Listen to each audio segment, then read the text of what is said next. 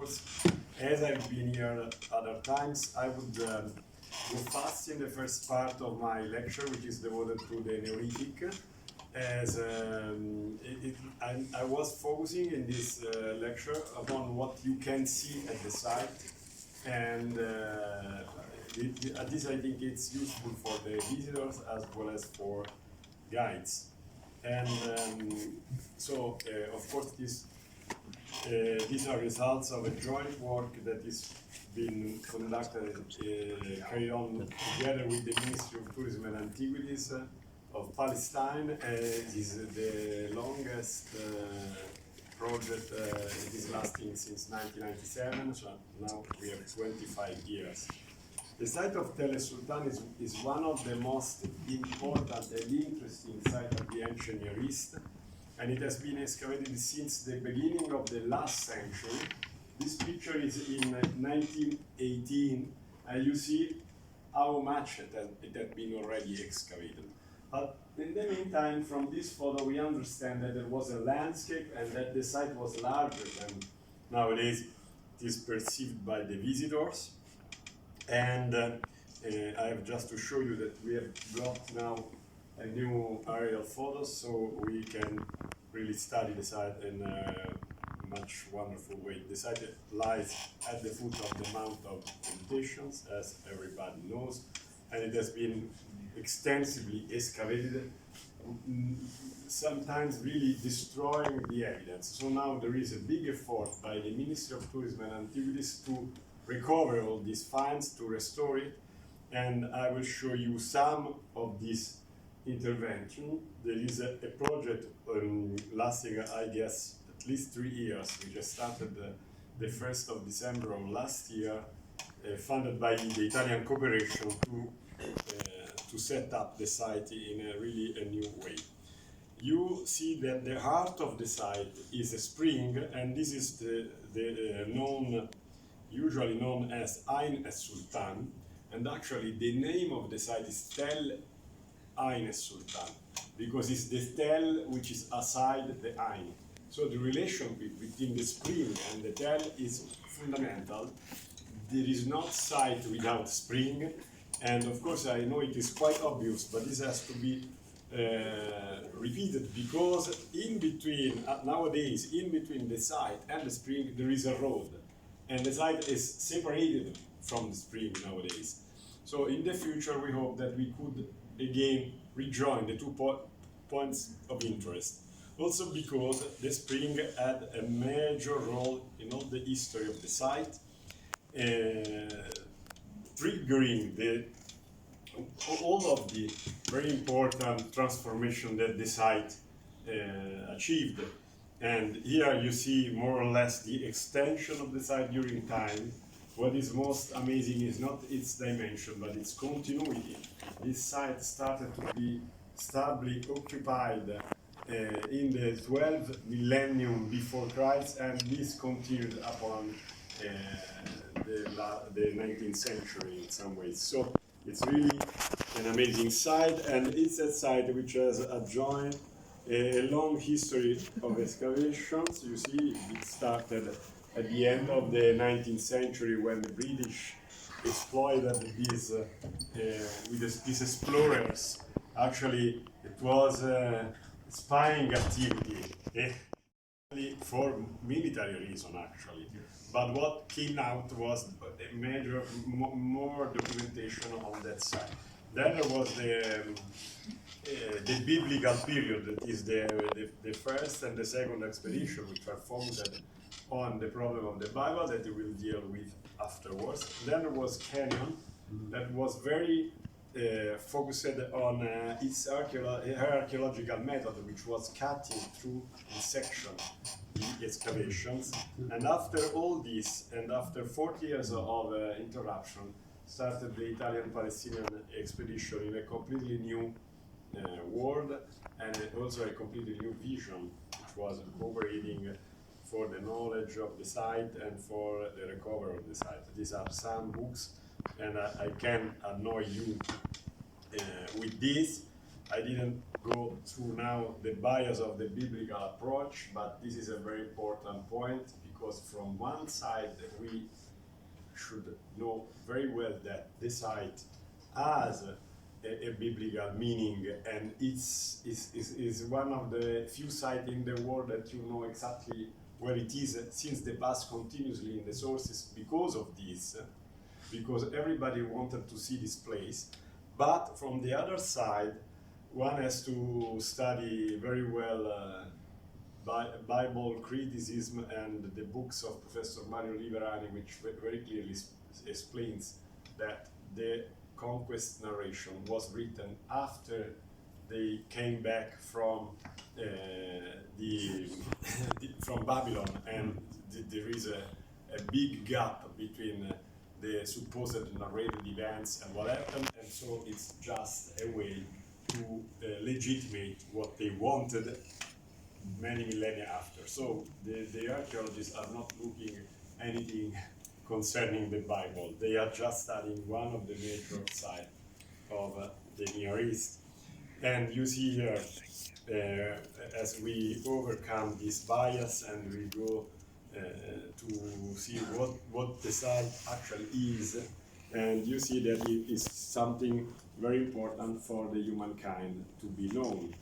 And of course, one thing which was achieved through archaeology was to set up a complete sequence for the site, because this was never done.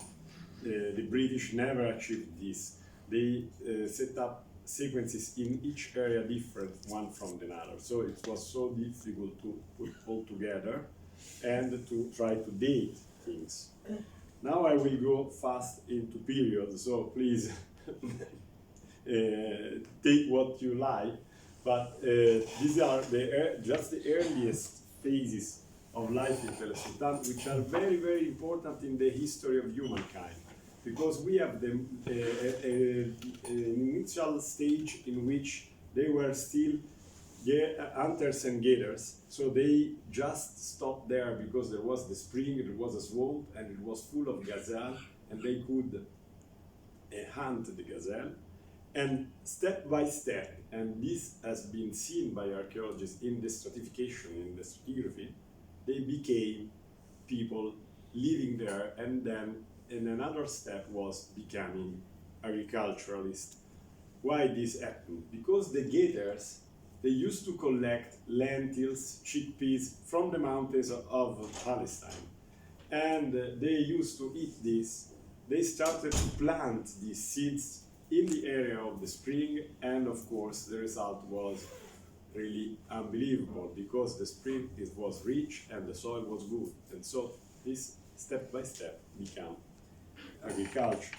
The site was such a huge and powerful site that in a very fast, let's say fast means 2 millennia transformation between pre-pop Trineolithic A and B, it was able to have international relationship up to southern Anatolia. This blade, this transparent obsidian blade, is imported from Tepechik, and I wonder if you know where it is. Tepechik is there, and this is the Scanron Bay. So you imagine how many kilometers this object have done, and we have found a lot of this kind of transparent obsidian.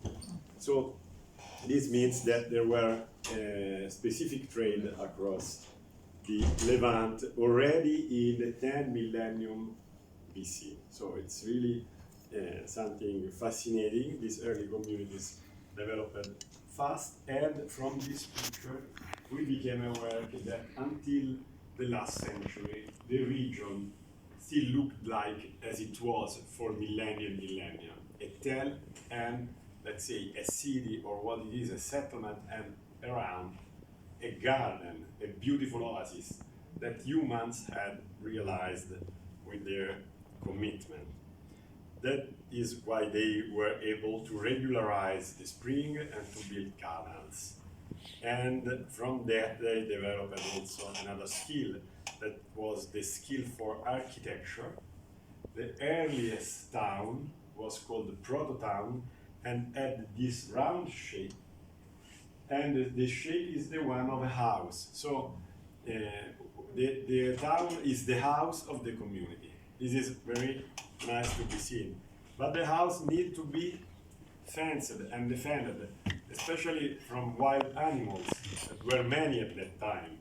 There were lions, leopards, and in Bethlehem we also had elephants and many others. So it was like Africa, this part of the Middle East. And humans were among these animals because they were coming from Africa. And only the Sabians were a bit more skilled than the others. And they started this long path to civilization. And one of the most fascinating monuments is, of course, the Round Tower that you see here. And now is going to undergo a restoration after 80 years. I just want to say this building is fantastic. It's up to 10 meters high and 10 meters at the bottom. Why? It is all made of stones with a staircase inside, and this building has twice the time of the pyramids, so more than twice. So imagine that is the oldest human monument still living and well preserved after the double of the time of the pyramids. That's why it deserves restoration. And it is now under 15 meters of sections buried in a very deep excavation. So all this is one of the main objects of our joint project with the Ministry of Tourism and Antiquities. Here you see a house of that time. I skipped the town walls, that while is an expert has given a lecture a few weeks ago, and which was also amazing, the fact that this community could move huge stones. They surely had invented the wheel, even though we don't have physically the wheel or represented.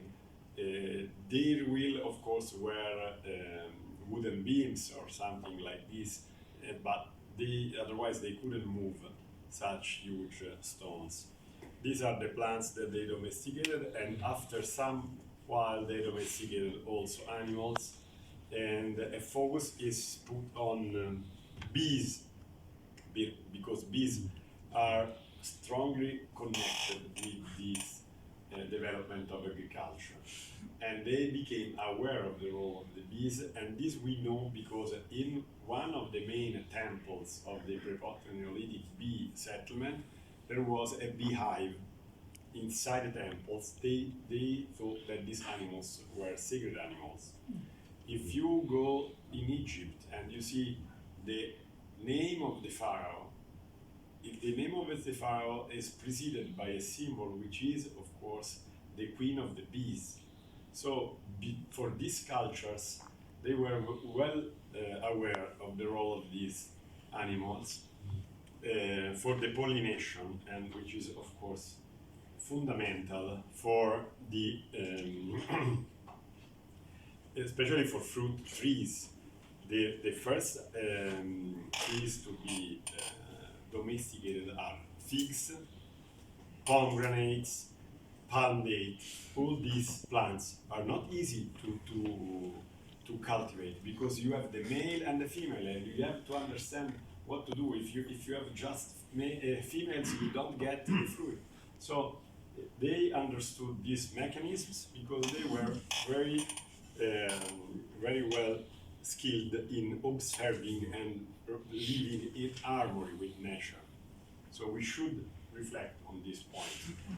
And that site is not only the site of this narration of the Bible when you go there with a group, but it's also the site where humans for the first time understood that live in harmony with nature is one main point to let the community go ahead and survive. And this was done at the price of big sacrifices, because they never eat the best fruit. They always have eaten the bad one to keep the seeds of the best for the next season of cultivation. So and this was done for generations, transmitting the knowledge and the seeds. That's why underneath the tower there were silos to keep the seeds from one season to another. That was the wealth of the community. So the staircase inside and the silos outside the tower model, the silos to keep the seeds. And unfortunately, some dead guys inside the tower, because at the end, in the community, there was the struggle for power. And these also are humans. They are not only skilled, good workers, and they help each other. Sometimes they instead follow a bad path, and this make the struggle for power. But why there was the struggle of power? Because they started to have a wealth which was larger than the one that they could consume. So another step, and the invention of the brick. And the brick is a way of thinking, because you imagine, all of us, we are the son of the brick culture, of the building culture. We imagine our life as something that we have to build piece by piece. We imagine our society, and the ancient kings have used architecture as a language to communicate their strength, their wills, their everything, especially in the Near East, after the invention of the brick. So we have all the Mesopotamia, which is the culture of bricks, with this zikra, city walls.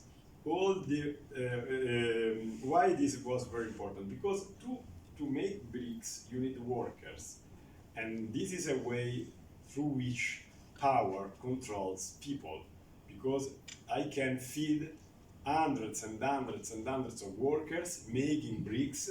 We have calculated that the city wall of Jericho had used between 6 million to 8 million of bricks, and that you need 300 workers for several months to build up the city wall, and then the city wall had to be refurbished every year in many spots. So this becomes the major activity of a new society, the society of architecture that was invented, starting from that piece of mud and straw.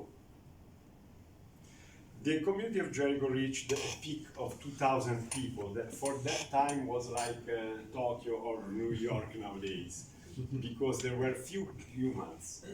And they started to do another very fascinating thing. They used to separate the skulls from the body when burying someone. When is the peak we're talking about? This peak is in a pre-pottery Neolithic peak. That is about 7,000 BC. This is the maximum of the pre-pottery, the Neolithic period, because in the following pottery Neolithic, the community was reduced. And but this was really a peak, and it was also a cultural peak, because as I was saying, they developed another very important institution, human institution, that is the one connected to religion, archaeology. They started to separate the skulls. And I was saying, why this need? The need was that for the first time, as they became agriculturalists, and they were living in the same place all the time, the relationship, the familiar relationship, we use this term, family, actually they invented the family, started to have a social role, a social meaning. Before, when they were hunters, they were just group of hunters, maximum 12, 15 people, because these are the ones that can eat from one prey that they can catch. And now it's completely different. Everybody could have his own piece of land and produce food.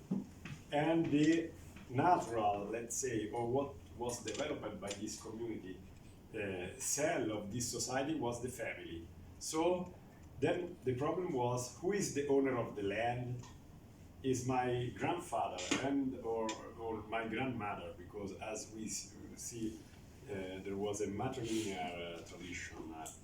It is been suggested by the archaeologists, because they found these houses, and in the houses there were kept the skulls of the members of the son, for example, of a grandmother, all together. So keeping the skulls was a way to be connected with the family. Why the skull? Because the skull is the face, and we see now that the circle is concluded when we see that they immediately recognize us with Google from the face recognition. The skull is the individuality. For the first time, this has a role in a human community, and it is kept. They started to separate them, and you see all the site in the southern Levant where they have been found. Then, in Jericho especially, they started also to modify these skulls. Here there are spots where skulls were found in the area all around the tower, but it was spread all over the site, and they even painted them red. There is another meaning, because of course this keeping is not only to stress the relationship between the dead person and me as the heir of something, the land, the house, but also because in any case, in humans, there is always this desire to continue to live with their body. So this is expressed in several ways. You see there. This is expressed also through the model of the seed. As they had become agriculturalists, they had observed the fascinating fact that as the seed dies, then it is going to rebirth in spring. So that's why they started sewing all the bones or the skulls, because this has a meaning. This guy is going to have a second life in the future. It's a symbol. So they're planting the skulls? Not exactly planting, but burying. The burial of the body as this is rebirth from the skull. Yeah, for example, this may be, we don't have written sources, but what we see is something which suggests this. But there is another shift that is starting to transform the skulls with plaster, and we are still before the invention of pottery. So this is plaster. This plaster is very important from them because the plaster is the same of the houses and the same which was against ants. Ants and mouses were very dangerous enemies of agriculturists collecting seeds, because if you lose the seeds or if the ants take away all your seeds, is a problem. So the plaster was very fine, was very well produced. For this they invented to put stone over fire and produce the mortar, which was working as lime very, very nicely. And with the same material they made up these skulls, giving some abstract appearance, look, and with shells in the eyes, and it's kind of transformation of the ancestors into something to be exhibited, to be seen as an idol. So this has been seen by scholars as the beginning of cult, the beginning of religion. And what is quite contradictory is that in this case the humans are creating the gods. Even though they are created by God, they are creating their gods in their ancestors. And to give life to these statues that will become statues or idols, they put blood into the clay. So we found this iron oxide that is from blood. We don't know if it's human blood or blood of animals, sheep and goats. Is the color red due to like? The color is cynaber, I don't know exactly the name, and is a symbolic color, but this also hints at life, giving life to these things, or giving again life. Then, of course, through study and excavations in the museums, we also found the legs of this famous statue. This is now in the Rockefeller Museum in Jerusalem, or as it was called, the Palestine Archaeological Museum. And through this picture that we found in 1999 in the archives in London, we became aware that there were legs, that it was not only the head, but it was a statue like the Ain Ghazal one, and there were three actually, a male, a female, and a child. So go back to the idea of the family, deified. And in 2014, I was able, by chance, to find the legs in the Louvre. And it takes another lecture to explain why these colonialist archaeologists had moved all these things in Europe. But you can imagine that there was a trade of antiquity. And by chance, I found the legs, because there was a box with written Jericho, and I was there to study a completely different object. But I saw this box, and then by digging into the museum, we found the legs. The legs now has been restored. No, but you should clap when the legs and the head will be back in Palestine in a museum. It's a long way. They have to walk. But we will they have see. to walk from there. And you see how deep was the excavation into the past. And then at a certain point, Kenyon disregarded the pottery Neolithic. She told that this period was a period of troglodytes. What means in Greek troglodytes? The ones who live in caves. But why? They didn't live in caves. They live in underground houses. That one, if you go to Jericho, you can understand that it is not such a bad idea in summer, because it's a very, very hot place. And in any case, these troglodytes, they invented another thing that has been accompanied humans for the following millennium, that was pottery. And we have done a very interesting discovery. This is the earliest pottery. You see, it's very nice. It's painted, it's decorated, and it is incised. What we discovered, and I'm continuing this study because I am attracted about this to know how they have done this. There was an attempt at the beginning with gypsum, but didn't work. When you put water, your vase is destroyed. While a student in our university discovered that the pottery of Jericho has a mineral inside, and this mineral comes from the area of Es-Sultan. And when we found that the same mineral is attested in other Neolithic sites where there is not in the area around the sites, this means that the earliest pottery was invented in Es-Sultan and exported to the other site as something like the Hebron glasses, and something which was a status symbol, and it has not at the beginning such an important function in the household life. It's a symbol of wealth. So important person, important family had these objects. Only later on they developed in very different shapes and functions as something. The TV and the telephone. Yes. Then there was a gap during the Chalcolithic, because the community moved to the Wadi Nuaima, for one who knows why they moved there, because of a terrible earthquake which possibly interrupted a good functioning of the spring. So they have to leave the spring, the area of the spring, and they move along the river. And in this hiatus, a lot of erosion and lime taken from the wadi accumulated over the site. And so this is easy to be recognized.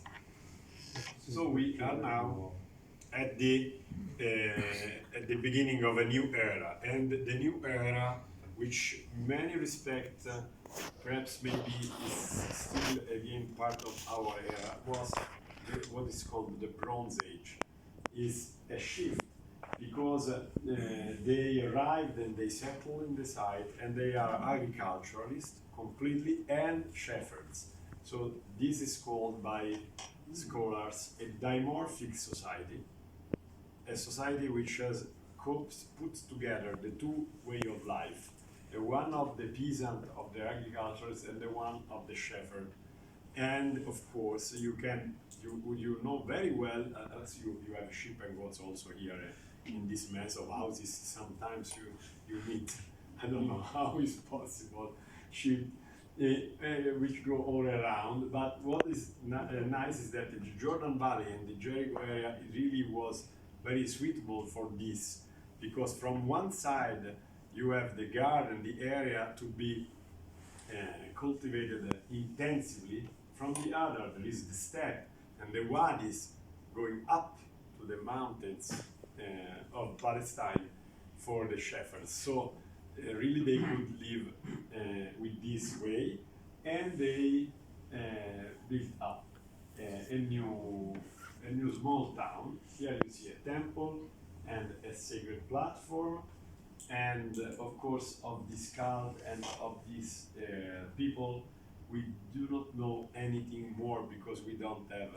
inscriptions. Please. So domesticating animals was not from the Neolithic, or no? Yes, they after when you get some result like the domestication, we don't lose. But these are new people arriving. The Neolithic population had spread the knowledge, and then it was no more lost, but the population had changed. And this one of the Bronze Age, in terms of arrivals, we know this from many indications, came from Jordan, came from the desert. And this was, came from the desert to go in a better land, and the better land was still free at that time. And so they settled, and they developed a beautiful city. They started to bury. Why we know that they came from abroad? Because in one of the earliest tombs, the earliest things buried are just skulls, and these skulls were taken from somewhere where they used to live before. So they moved, taking the grandmothers on the skull, and they put into a new tomb, which became the tomb of the family for centuries and centuries, up to 400 guys buried into the new tombs. And while the first only one, skulls they buried. They buried only skulls. no, at the beginning only skulls, because they could not take all the skeleton. The following one, for a certain period, they buried them in secondary deposition. That means the skull all around the walls of the tombs, and the big bones, only the big bones in the middle. Then there is another layer in which they started to bury individual people. And this is taken as the symbol that the society has changed, that they have become fully agriculturalist because there are offerings, that means food adjoined to the burial. And in one special case, the guy had this with him. This is a piece of stones, which is a mace head or marble that is actually put over a stick, and it's very common also in Egypt, and is the symbol of power. Means that you are a leader. A leader. Until now, or a priest, but perhaps the leader and the priest were the same in that society. They also use flutes, raffles, and they developed step by step a painted pottery. And this is one very nice, which is called lime painted. Also, this has perhaps connection with Egypt, and you see that the village from circular huts now has rectangular homes with rounded corners. It's a building technique, except a huge building which is called absidal building or hut, which is for something to live all together. I wouldn't say a mosque or a church, but it's a place in which they gather. The gathering place for the community. And then they started to import from Egypt this kind of races, these late flats, the marble maize heads. Why Egypt was so attractive? Because it was a very distinguished society, very rich and very fast in developing, with a strong power system. And we will see that the social organization has a great influence on economy and culture in general, because there is a connection. If you are a confused community like Italy, culture has big difficulties. You don't develop in a very. If you have a good organization, you go in one direction, but very clearly. Yes, of course, this is in the interest of the ruling class. So many problems opens when we go through the Bronze Age, because this is the age in which we have kings, societies, priests, and even armies. So something is completely changed. We have to use radiocarbon to do these parallels. Otherwise, we can match Es-Sultan with the rest of the contemporary world, that is the land of Sumer in Mesopotamia and the earliest pre and proto-dynasty Egypt. We need radiocarbon. For this, I have spent, I don't know how many euros to get this, because to be sure what we are saying, we needed a lot of samples from different spots, very double-checked. The sample of radiocarbon must be very precise and must be seeds in a stratigraphic location that you know very well. For this, I also had a big struggle with scholars on the other side of the world, because actually they started, because they decided to change our chronology without having been theirs excavated for 20 years. So at the end, I was compelled to go back to all our data and to check. And then I spent 2 years writing to this journal, Radiocarbon, which is of course controlled by the Anglo-Saxon world, let's say, to get the article published with our results. These are details for archaeologists, but they are not so big details. So you see here the palace and the foundations of a new city wall, and this is the city wall which has struck the impression of the people living in this country for millennia. But it was very old. It was built in the 3000 BC, before the pyramids. This city wall were all around the side, across the stream, and it was made of mud bricks. And again, in 2017, we have discovered these 5 shells from the Nile River. This was a big discovery, because we couldn't imagine that these nacreous shells of mother of pearl are animals that only live in the Nile. So the problem of from where they come, we had solved. The second is what they are for is clear. They are of scaling dimensions. They are set. And inside there was the dioxide of manganese, that is kajales, the one that they use for make up your eyes, because of course the elite of Jericho wanted to look like the Egyptians, to show that you are an important personage, a leader. And this is what really was really an amazing discovery. So now many finds. I just put this to show you. This is in the tradition of Sumer. There are many representations of the Sumerians taking beer from this vase. This was found in Jericho.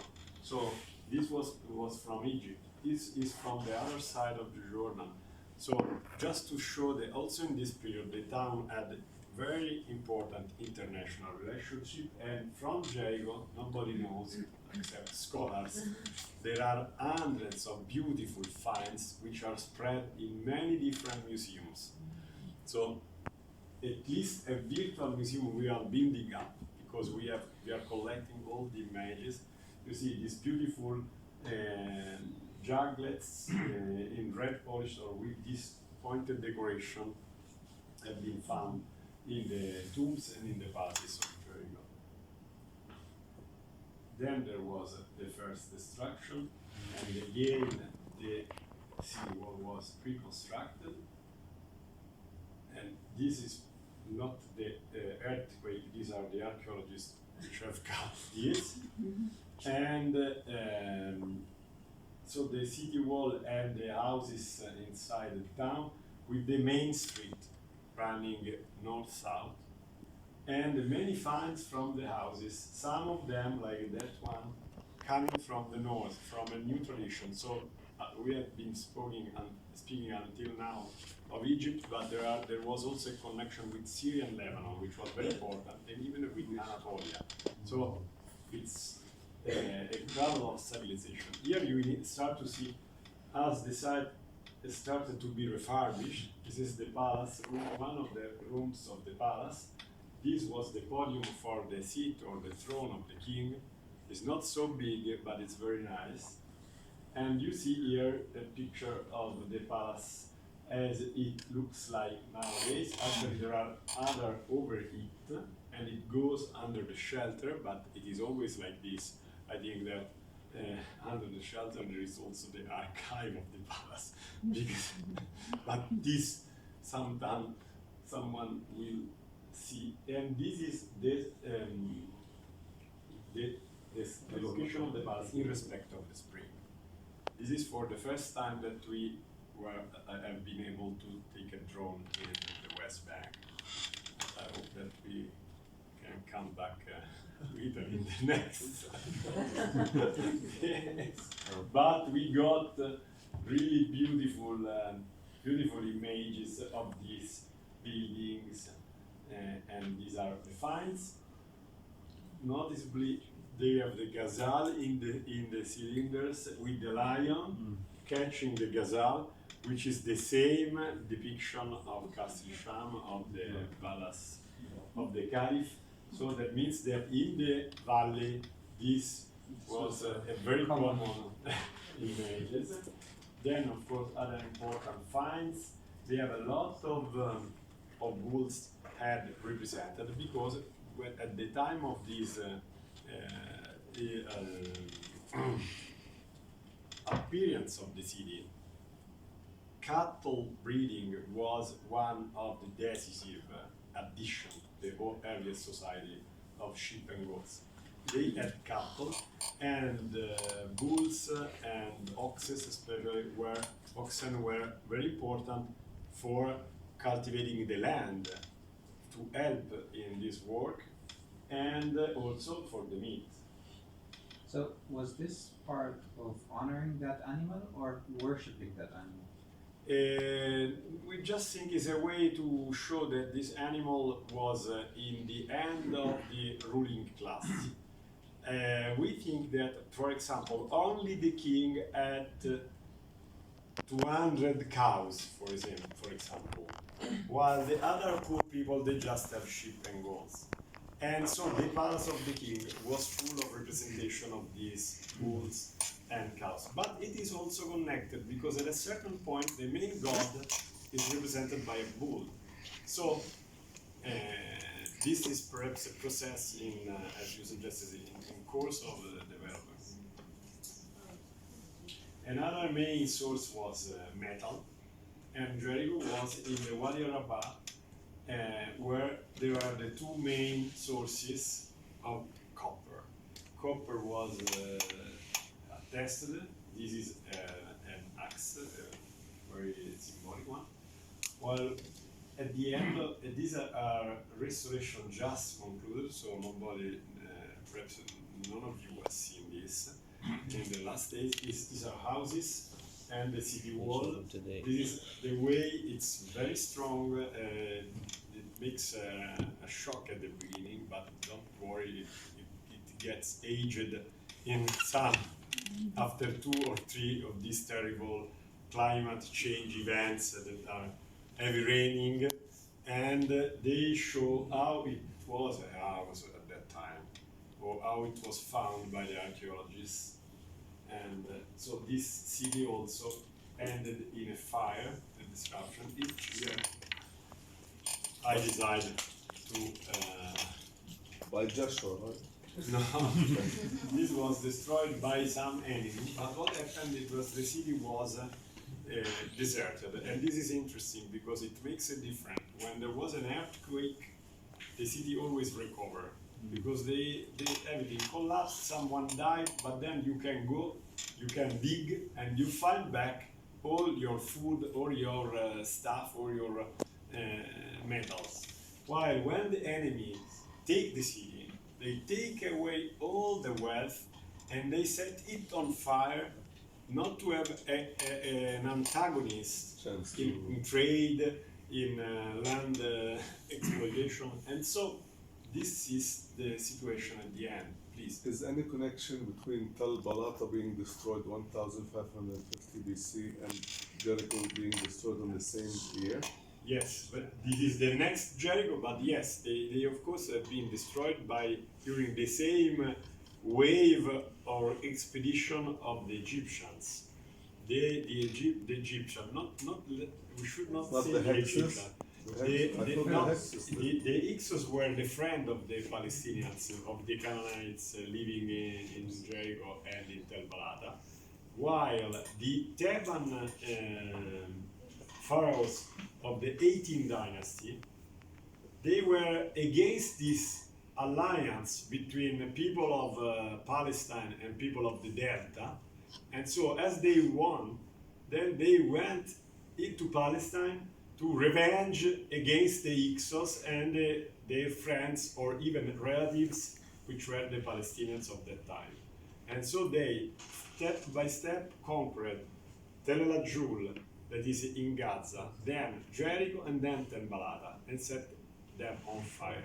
This was the tragic destiny. Then the Egyptians went back because they couldn't keep such a huge region under their rule. And the Palestinian kings started to have their own lives with a lot of complicated issues and struggles. And but there were a new situation, which were big kings and small kings. So the small kings continued to live in Jerusalem, Balada, Sigen, or what you want to call, and we don't know exactly how they call, or Ruka as the Canaanites, or what they were called Jericho. But because of this destruction, this made it easier for the Israelites when they came and the Philistines to occupy the land. But the Israelites, what Professor Liverani would answer, which is the most famous historian, not because he's Italian, you go Google his name. Mario Liverani has written in English the book, History and Historicity of Israel.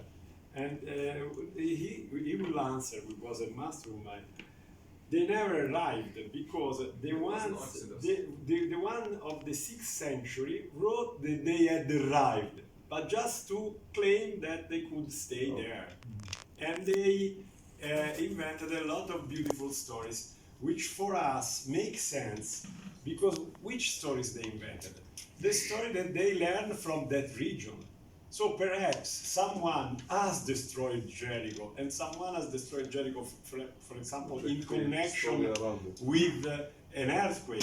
But this was transformed by the biblical author at this time for his own interest. and we don't give an ethical judgment over him, because the problem is not the author, because all the people at that time used to do this. They heard stories and they wrote stories as they liked or they wanted for their own goals. All the kings of that time used to do this. Also the Roman emperors, they even hired writers and poets to write their own glory. The problem is that the people nowadays takes this as a truth arriving from somewhere else.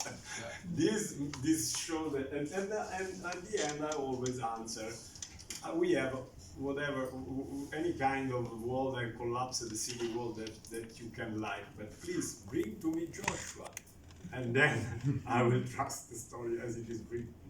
And they cannot, because I don't know if he existed, it was a friend of the author.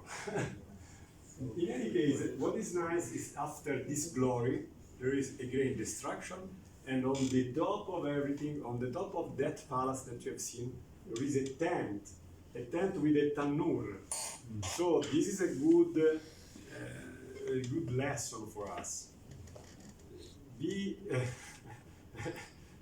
cautious, because you see any kind of kingdom, but at the end you can find just a tanur and a tent over it, because everything will be removed by story and destroyed. So we hope not to be the ones who see these things. In any case, somewhere else arrived with a new culture, and they used to live in tents. They were able to produce weapons and to trade metal, and they even invented bronze, that is copper and tin. This is nice, because humans, when they have problems, they invented something new. And so bronze was invented after 1 millennium of Bronze Age. At the beginning, it was not bronze, it was copper. So why it was called the Bronze Age? This you should ask to the earliest archaeologists, Yes. because they couldn't understand that it was just copper. If they see green, they say bronze, and if they see red, they say iron. It was a very simple. Then they have done analysis, and then discovered that it takes time. So the bronze was invented in Jericho? No, it was invented there is not a place that we know the earliest one, but the weapons of Jericho that Dario Montanari has studied a lot are amongst the earliest that have tin inside. And tin is not easy like copper to be found. Tin comes from Afghanistan or from some very difficult to be reached places in Anatolia. So it means that you need an organization to produce bronze. You need a merchant which goes for 6 months to the east and then comes back. So you see how many weapons have been found. I don't know how many are. Hundreds, thousands from Jericho. More weapons than people. And then there is a new town, you see, like this, with monumental. Go back. You like this? My description was found, and now we will see the description where it was found. In the central area now there is a palace and a temple. These are just arrived, I've shown now, because they were. These files are in Berlin, and nobody has seen until nowadays these vessels, which a pupil of mine has discovered in this museum. Actually, in Jordan there are so many things from Es-Sultan. Yes, of course, in the Amman Citadel In Museum. Amman Citadel Museum. Yes, yes. One of the best. Some of the best statues. In the archaeology. Yes. Museum. In the Archaeological Museum of Citadel. The palace is overlooking the water source, correct? And The palace is overlooking the water source. always, in all periods. While these are all lines of fortifications which were kept by stone walls. So the stone walls was at the foot, and then there is a great amount of earth that nowadays you don't see because it's been excavated and eroded. But this was just the foot of the fortification, and what is inside, it's earlier than this.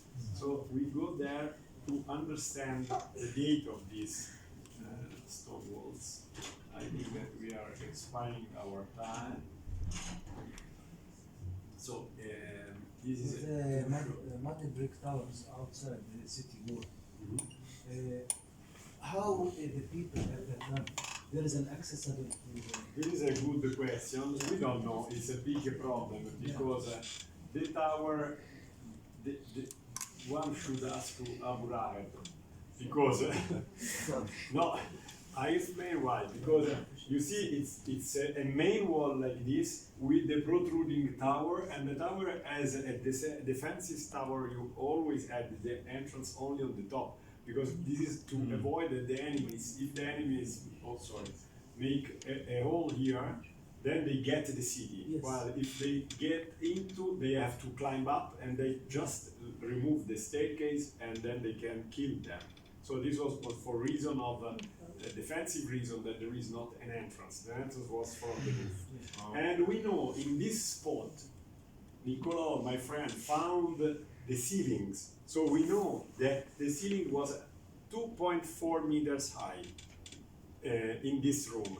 And the fact is that how it worked, this fortification, one should follow the wall, but while building the parking for the restaurant, they have removed all this. And this was in the no-law time of 1994. There was a period in which it took time to set up the ministry.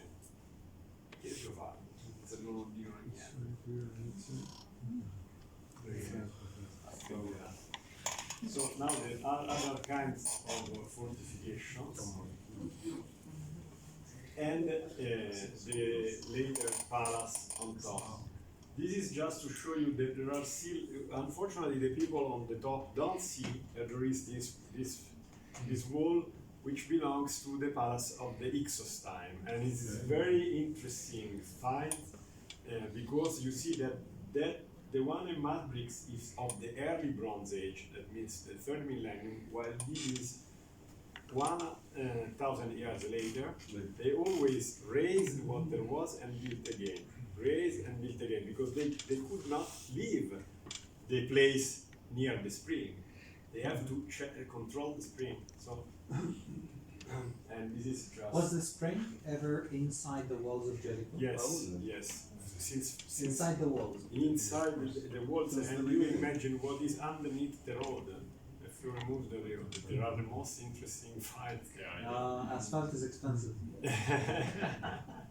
And I guess that there is also,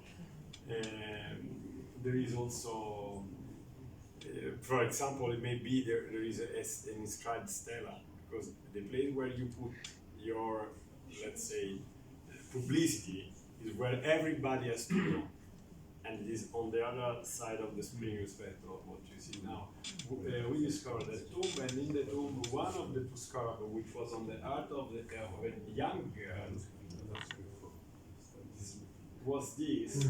And this had the two, it was written in hieroglyphics. And the hieroglyphics, the first two signs are titled. This title means Ajmer, that is simply administrator.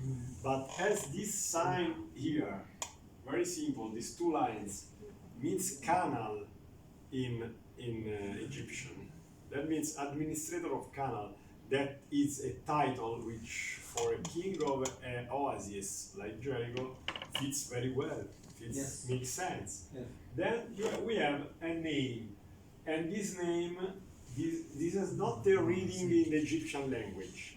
So this, we know how to read the signs, but putting them together, this is not something which has sense in Egyptian. And so the lion, which is also a very nice animal, is Ru. Means is read Ru in Egyptian, and the sunset is read Ra.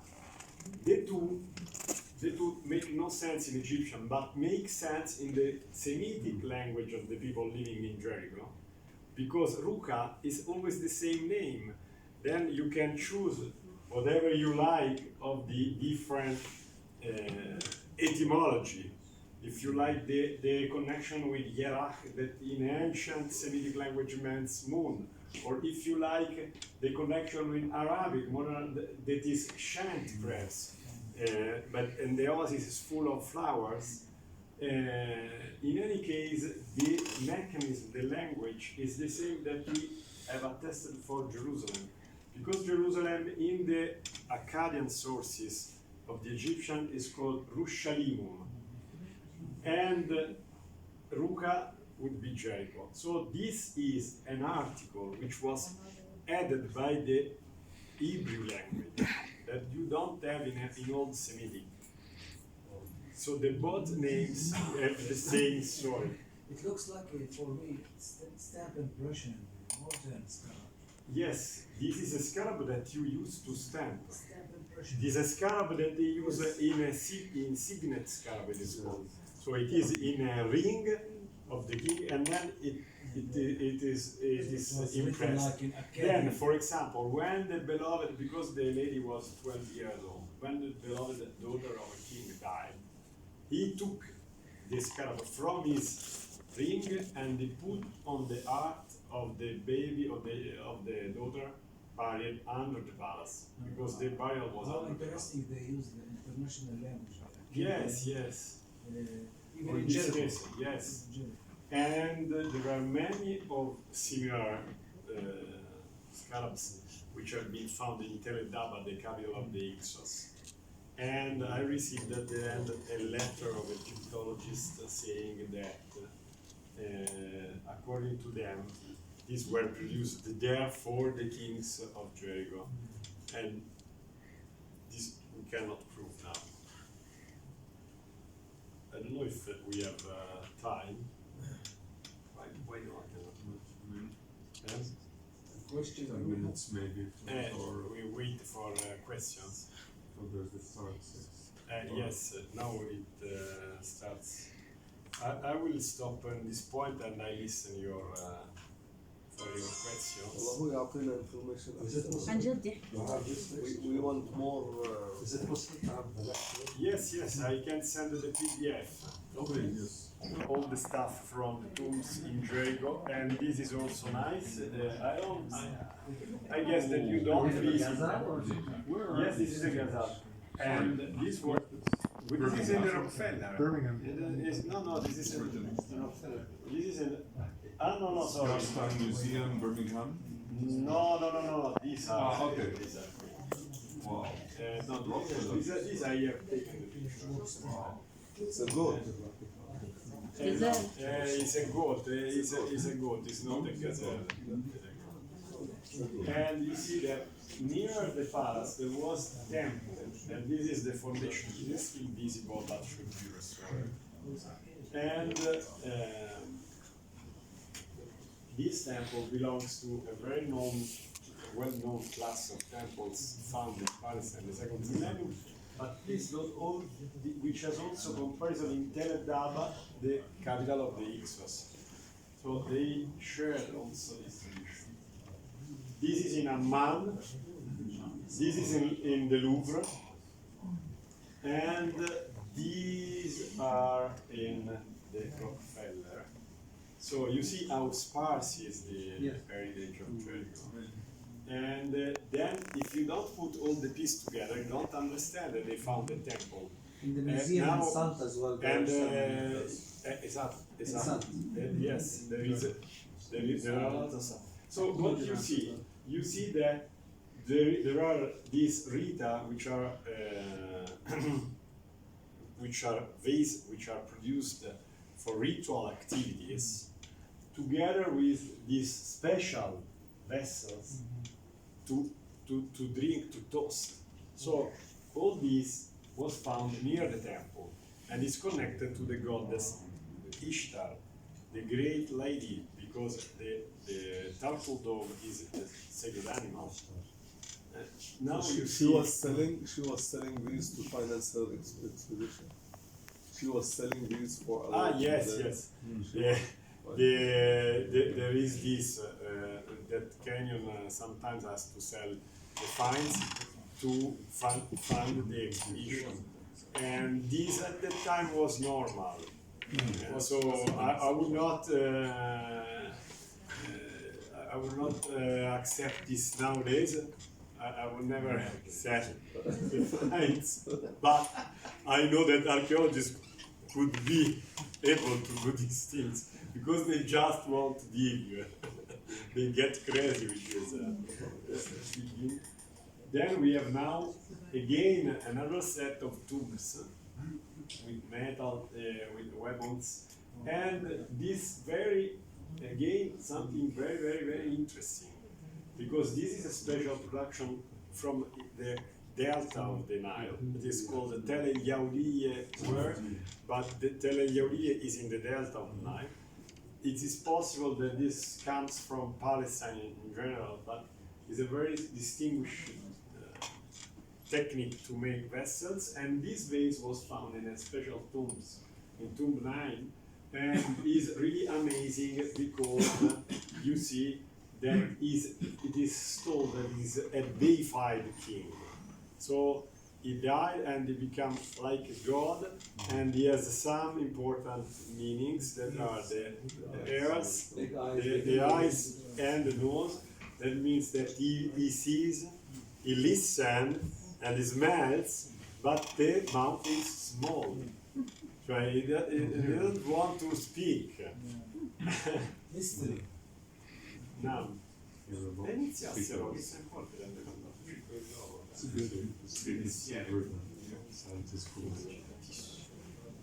This is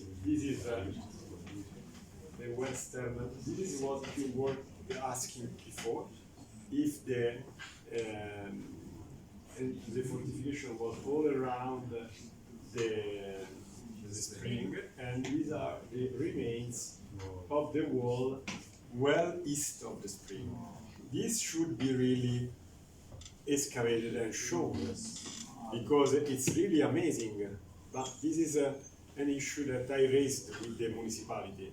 Also, not put there just one restaurant and only the people going to that restaurant can appreciate the spring, while if you have all the city wall excavated, you can do all the roundabout with groups, with a railway, I don't know. It's a site which can become an attraction for all over the world. Unfortunately, they have the telefricos. Yes, they go up. You see the teleferic, you see how it was at the end of the second millennium. And then also this was destroyed, and also this was dated through the radiocarbon. By some of them, you can choose whatever you like. So now I listen to your questions, if you have. Please, was accused the Italian Palestinian The expedition. Italian also heard that the Italians. But we have never, I have never said that there is not the late bronze. We have found the late bronze. A lot of late bronze, but late bronze is a period like early bronze or iron too. Is nothing to do with the people that nowadays we use to call Jewish. I want to be explicit. And if we go further in this, we can even say that if we do ancient DNA, we see that the Jewish of the Bible are the Palestinians of today. So it's a matter of understanding of facts. But what we can state as archaeologists is if some culture is present, then we don't know who has used that culture, even especially because we don't have written data. We can say something, and when we have written data, we became aware of personages that we never had. With the Amarna archives, for example, we know all the names of the kings living here, but none of them was mentioned in Genesis, that is the book more or less of that time. So, because history is much more complicated than the summary which has been done 2,000 years later. It's what is fascinating for us is that we don't know.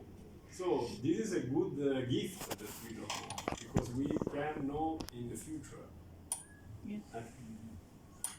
So we can't be sure about the history of the authors. We can take it as a history. What we can say is that this site was so important and so impressive in the memory of all cultures, because here there were, I can tell you the names of these cultures, the Hurrians, the Hittites, the Canaanites, all of them were living here all together. It was so important that someone, after 2,000 years, claimed that space, and he knew some basic information by the site, that there was the spring, because there are stories about the spring, the Isha, that there was big walls, that there was a prostitute, and possibly the site was known also for this, because everything became into the narrative. Why? Because the author wanted to show that he knew everything about this. So he based his story on a known famous place. And then, listen, there is another important information, is that the story of Joshua is written by a very, today we will say, right party of in the tradition, that is the Deuteronomistic tradition. So what makes a variation in respect of the stories that we have, for example, there are many similar stories in Mesopotamia, but the variation is that this was not the king which sends the spy and then he decides, and he is very smart. This is a typical, for example, for Sargon, king of Akkad in Mesopotamia, but is a different story. What they invented, that in this case it's only God's will. So it's very radical position. It's not you. Then God says, Joshua, you are wrong. Go all around, and I will give you the city as it is, without all your. So it's we are also taking, giving our time and our mind to a source which is very clear, that is interested to a religious aim. Is not interested in an historical aim. Just want to give the information. God is the one who saves. That's all. Also, they know the name of the hero means safety. No? You can send us the. It's only in Italian. Lorenzo, could you send me